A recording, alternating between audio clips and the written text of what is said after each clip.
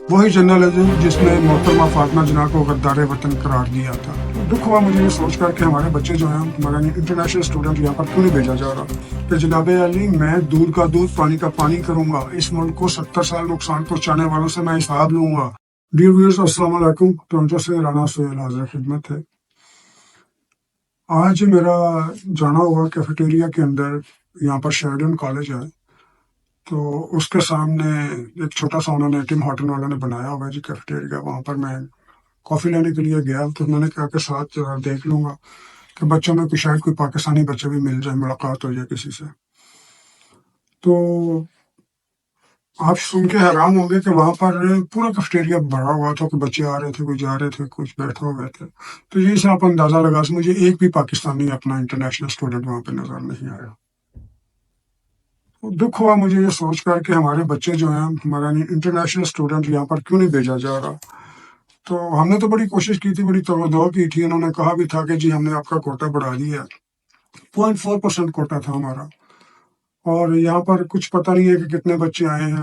آئے ہوں گے جی، کنن نہیں، یہ نہیں کہ نہیں آئے ہوں گے، آئے ہوں گے، لیکن ویری نامنل اس کی اتنی تعداد ہوگی کہ آٹے میں نمک کی سمجھ لیں، شاید وہ بھی نہیں۔ 0.4%، 0.4% ہمارا کوٹا ہے آفیشلی، اور بھارت کا کوٹا پتہ کتنا ہے؟ 34%۔ تو آپ خود دیکھ لیں کہ پاکستانی کتنے اسٹوڈنٹس ہوں گے۔ اور اگر ان سے آپ پوچھیں، ہمارے ہائی کمشنر سے پوچھ لیں، ہمارے کونسل جنرل سے پوچھ لیں، تو انہیں یہ چیزیں، یہ فگرز بھی پتہ ہوں گے۔ انہیں پوچھیں کہ کتنے اسٹوڈنٹس آئے ہیں سالانہ، انہیں یہ بھی نہیں پتہ ہوگا، اور کس حالت میں رہتے ہیں انہیں یہ بھی نہیں پتہ ہوگا۔ یہ تو اپنی تنخواہیں پوری کرنے ہیں، میرا کسی کو تنقید کرنا مقصد نہیں ہے۔ مقصد یہ ہے کہ ہماری قوم کے بچے ہیں، ہمارے بچے ہیں، اگر جو کوئی 2 4 5 6 آتے بھی تو ان کی ٹیک کیئر تو کر لیں آپ، ہمارے پہلے کون سے آتے ہیں۔ لیکن ابھی تو مجھے وہ بھی نظر نہیں آیا، شاید کوئی خاص وجہ ہو گئی ہو، کیونکہ جس طرح سے پاکستان کے اندر ویزا کی پابندیاں ہیں یا دوسرے سلسلے چل رہے ہیں، میرا خیال ہے اسٹوڈنٹس کے لیے اب تو آسانی ہو جانی چاہیے تھی۔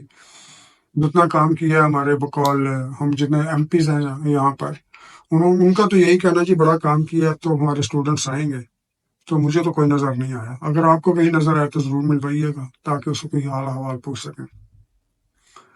تو یہ بتانا ضروری تھا، اس لیے تاکہ لوگوں کو وہاں پہ کنسرن ہوتا ہے نا پاکستان میں، کیونکہ دسمبر کے آگے مڈ آف دسمبر ہے، تو جنوری میں کلاسز شروع ہو رہی ہیں ونٹر سیشن کی، 2 ہی ہوتے ہیں، ایک ونٹر ایک سمر۔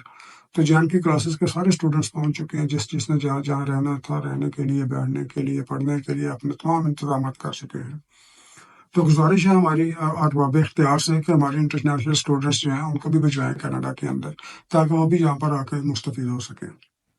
اچھا، دوسری یہ سٹوری میں کرنی تو بات میں نے اس پہ ہے جی نواز شریف صاحب پر۔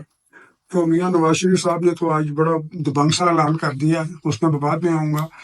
تو بشرا بی بی، جسے پنکی پیرنی بھی کہتے ہیں، کیونکہ پنکی ان کے شوہر نے کہا، اس لیے میں وہ لفظ استعمال کر رہا ہوں کہ ان کا گھر پہ نام ہی پنکی ہے اور انہیں پنکی ہی کہا جاتا ہے۔ تو ان کے بارے میں بات کرنی تھی کہ وہ ان سے ریکوری کروانے کے لیے ان کو نوٹس دے دیا پرسوں چوتھ کا، 11 دسمبر کا۔ تو میرا خیال پرسوں آپ کے پاس دسمبر ہوگی پاکستان کے اندر، یہاں پر تو پرسوں نہیں، پرسوں کے ایک دن بعد ہوگی یہاں پر۔ تو وہ ریکوری ہے کیا؟ یہ ریکوری یہ ہے کہ جو ان کو تحفے تھائے ملے تھے نا، جو بھی ہار سنگار کی چیزیں، انگوٹھیاں، گھڑیاں، بالیاں، کچھ اس طرح کی جیولری وغیرہ، تو وہ جو بھی آتی ہے، آپ کو تو یہ سارا پتہ ہی ہے کہ توشہ خانے میں جمع ہوتی ہے، پھر توشہ خانے سے پیسے دے کے آپ لے جاتے ہیں، لکھت پڑھت ہوتی ہے، سارا کچھ ہوتا ہے، اس کی قیمت پڑتی ہے۔ لیکن جو بشرا بی بی لے کے گئی، اس کی لکھت پڑھت ہی کو نہیں ہوئی، نہ کوئی پیسہ دیا، نہ کوئی کچھ کیا، ویسے ہی تحفے آئے، ویسے ہی گئے، تو وہ گئے۔ تو اب جو ان کو دیا ہے نا جی نیب نے، نیشنل اکاؤنٹیبلٹی بیورو نے، ان کو نوٹس یہ دیا ہے کہ ریکوری نوٹس، کہ مال کی برآمدگی کروائیں۔ جو چور سے مال برآمد کرتے ہیں نا، دوسرے لفظوں میں سمجھا رہا ہوں آپ کو، آسان لفظوں میں، جسے مال مسروقہ کہتے ہیں۔ اگر کوئی سرکار کے پاس چیز ہے اور بغیر لکھت پڑھت کے ادھر چلی جائے، بے شک کسی کے گھر جائے، بادشاہ کے گھر چلی جائے، تو وہ چوری میں شامل ہوگی، کیونکہ اس کی لکھت پڑھت کچھ نہیں ہے۔ تو انہوں نے کہا جی وہ جو مال مسروقہ ہے نا جی، اس کی برآمدگی کروائیں۔ برآمدگی یہ کہ وہ لا کے ہمارے پاس پیش کریں، تاکہ ہم مال خانے میں جمع کروائیں۔ تو اگر وہ پیش کر دیں گی ویل اینڈ گڈ، نہیں تو اس کی ریکوری کی جائے گی۔ کہاں دیا، کس کو دیا، وہ جس طرح سوناروں کے پاس نہیں کیا جاتا زرگروں کے پاس کہ آپ کے پاس انگوٹھی آئی تھی، آپ نے کس کو بیچی ہوئی تھی، وہ لے گیا، اس کے پاس گیا وہ لے گیا، وہ 7-8 لوگ پکڑے جاتے ہیں ایک انگوٹھی کے چکر میں۔ تو یہ مال مسروق کا وہ مال مسروق ہے جس کی برآمدی کے لیے وہ بات کر رہی ہیں۔ ہاں جی، تو اب آئیے اپنے میجر ٹاپک کے جناب نواز شریف صاحب جو نعرہ لگا کے آئے تھے وہاں سے، جی ہاں، لندن سے جب چلے تھے یہی نعرہ لگایا تھا نا انہوں نے۔ پہلے تو لگایا تھا ووٹ کو عزت، اور دوسرا یہ تھا کہ میں ان سب سے حساب لوں گا، ان سب سے حساب لوں گا۔ ادھر آ کے آج انہوں نے کہا ہے اپنے پارلیمنٹیرین کی میٹنگ میں کہ جناب علی میں دودھ کا دودھ پانی کا پانی کروں گا، اس ملک کو 70 سال نقصان پہنچانے والوں سے میں حساب لوں گا۔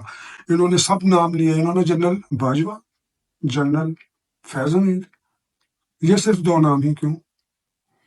صرف یہی گناہ گار نہیں ہیں۔ آپ فوج کے اندر، اگر میں صرف فوج کی پہلے بات کر لوں، فوج کے اندر جنرل باجوہ، جنرل فیض حمید، پھر پیچھے جائیں 2014 میں جائیں، 11 میں جائیں، 2018 میں جائیں، یہ ساری چیزیں پیچھے پیچھے چلتے جائیں۔ آپ جنرل ذہیل الاسلام کو کیوں بول رہے ہیں؟ ان کو بھی لے کے آئیں، وہ پیسے بانٹنے والے جرنیل صاحب جو ملک کی تقدیر کے ساتھ کھیل رہے تھے، ان کو بھی لے کے آئیں۔ آپ جنرل پاشا کو بھی لے کے آئیں، جو کہتے ہیں نا کہ جناب یہ سارا پلان میرا تھا یا جنرل پاشا نے بنایا تھا، اور پاشائی گورنمنٹ بھی کہا جاتا رہا ہے پی ٹی آئی کو۔ تو بریگیڈیئر بھی تھے، ایک بریگیڈیئر تھے، نام تھا منصور شاہد جی، ان کو بھی لے کے آئے۔ چلے یہ تو سارے آئیں گے، یہ آپ کو سارے نام زبانی یاد ہیں، لیکن میاں صاحب آپ نے جب کہا نا کہ میں دودھ کا دودھ پانی کا پانی کروں گا، تو دودھ کا دودھ پانی کا پانی کرنے کے لیے پھر جنرل ضیاء کو بھی لے کے آئیں، جنرل ضیاء کا بھی ٹرائل کیا جائے۔ مرے ہوئے لوگوں کا ٹرائل ہوتا ہے، ان کو علامتی سزا دی جاتی ہے، یہی نہ رکیں۔ وہ جو کہتے ہیں نا جی جنرل ایوب، جس نے ٹیڑھی اینٹ رکھ دی تھی پہلے دن ہی اپنے اقتدار کے لیے، جنرل ایوب کو بھی لے کے آئے، جس نے ہمارے دریاؤں کا پانی بیچا، جس نے ہمارا مشرقی پاکستان الگ کروانے کی سازش کی تھی وہاں پر، پہلے دن ہی سازش وہاں سے ہو گئی تھی مشرقی پاکستان کی علیحدگی کی۔ اس کو بھی لے کے آئے، جنرل ایوب کو بھی لے کے آئے، وہی جنرل ایوب جس نے محترمہ فاطمہ جناح کو غدار وطن قرار دیا تھا۔ ایسے تمام لوگوں کو لے کر آئے جن اگر آپ نے یہ ٹھان لیا کہ میں نے ملک کو نقصان پہنچانے والوں کا، میں پاکستان کا ازالہ کرنا ہے، تو یہ ازالہ وہاں سے نہیں شروع ہوگا، جنرل باجوہ سے، وہیں پہ شروع کر کے وہیں پہ ختم والی بات نہیں ہوگی۔ یہ کرنا ہوگا تو آپ کو روٹ سے شروع کرنا پڑے گا، جو کہ جنرل ایوب خان ہے۔ جو برائی کی جڑ ہے وہ جنرل ایوب خان ہے۔ جنرل ایوب خان سے شروع کریں، پھر جنرل ضیاء پہ آئیں، جنرل ضیاء سے ہوتے ہوئے آگے آئیں، اس کے بعد پرویز مشرف کو تو آلریڈی جناب سزا ہو چکی ہے، آپ کی مہربانی کہ آپ کی پٹیشن پر ہو گیا تھا سارا کچھ، لیکن وہ سزا ابھی تک اس کی ایگزیکیوشن باقی ہے، آرڈر سٹل سٹینڈ کرتے ہیں، وہ اپیل میں آرڈر سٹل سٹینڈ کرتے ہیں۔ وہ سزا دی جائے، بے شک علامتی دی جائے، یہ علامتی سزا کے اسلام میں تصور ہے، اسلام کے اندر قبر پہ کوڑے مارنے کا بھی تصور ہے۔ اگر آپ اسلامی نقطہ نظر سے ہیں تو بالکل یہ سزا بھی دی جا سکتی ہے، اور آپ یہ سزا دے سکتے ہیں۔ یہ سزا دینے سے یہ ہوگا، کیا فائدہ ہوگا؟ اس کے بڑے فائدے ہوں گے۔ سب سے بڑا فائدہ یہ ہوگا کہ ہمارا انسٹیٹیوشن جو ہے، ہمارا یہ ایک ادارہ جو ہے، ہمارا ایک محکمہ جو ہے فوج کا، یہ پروفیشنلزم آ جائے گا اس کے اندر۔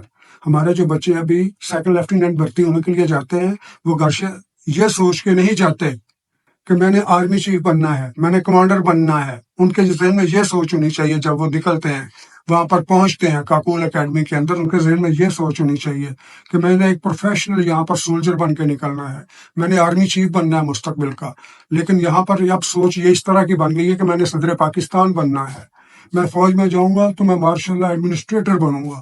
یہ سوچ ختم ہونی چاہیے فوج کے اندر۔ فوج کے اندر پروفیشنلزم لانا ہے تو آپ کو جنرل ایوب سے سٹارٹ کر کے ضیاء خان، جنرل ضیاء الحق، بے شک وہ وفات پا چکے ہیں، جنرل ضیاء الحق، پرویز مشرف، جنرل باجوہ، اس کے بعد، اور صرف یہی نہیں کہ فیض حمید تک آ کر رک جائیں۔ آپ نے سزائیں دی ہیں نا، جو تھوڑے چھوٹے چھوٹے افسروں کو، میجر کو، ایک وہ میجر عادل کو دے دی سزا، یہ نہ کافی ہے؟ آپ نے کیپٹن مہدی کو دے دی، یہ نہ کافی ہے؟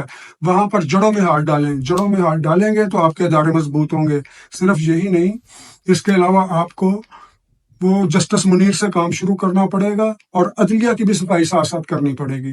اس کو بھی لے کے آئے، اس بیچ کو بھی لے کے آئے جس نے پرویز مشرف کو جناب کھلی چھٹی دے دی تھی کہ آپ جو چاہیں جتنی دیر چاہیں آپ رہیں، 3 سال کے لیے رہیں، جو مرضی امینڈمنٹ کریں، ساری سہولیات آپ کو میسر ہیں جناب علی۔ اس کو بھی لے کے آئیں، پھر ساکم نثار کو بھی لے کے آئیں، کھوسا کو بھی لے کے آئیں، بندیال کو بھی لے کے آئیں، جتنے گلزار کو بھی لے کے آئیں، جسٹس گلزار کو بھی۔ عدلیہ کو بھی صاف کریں اور پاکستان کی فوج کو بھی صاف کریں۔ پاکستان کو اگر سٹریم لائن پہ لانا ہے، پاکستان کو ترقی دینی ہے، تو میاں نواز شریف صاحب، یہ ہر آدمی کی خواہش ہے پاکستان میں۔ پاکستان میں شاید کوئی وہ بولے، شاید کوئی نہ بولے، لیکن یہ تمنا، یہ توقع ہر آدمی کی ہے کہ میاں صاحب اگر اس قربانی کے راستے پہ چلے ہیں، اپنے آپ کو قربان کرنے چلے ہیں، تو پھر اس قربانی کو رائے گانا ہونے دیجیے۔ اس کا سٹارٹ وہیں پر کیجیے گا جہاں پر یہ پہلی اینٹ رکھی گئی۔ عدلیہ کے اندر بھی جسٹس منیر سے شروع کریں اور فوج کے اندر ایوب خان سے شروع کریں، اور جب یہ سب ہو جائیں گے، ہمارے ادارے بالکل سٹرانگ ہو جائیں گے، پاکستان خود بخود ترقی کر جائے گا۔ اگر آپ سمجھتے ہیں کہ صرف جنرل باجوہ اور جنرل فیض کا نام لے کر آپ بری ذمہ ہو جائیں گے، تو اس طرح ہم آپ کو بری ذمہ نہیں ہونے دیں گے، اور نہ ہی اس طرح کی آپ کی قربانی کسی کام آئے گی۔ بہت شکریہ۔ اگلے ولاگ میں آپ کے ساتھ پھر آ جاؤں گا۔ اللہ حافظ۔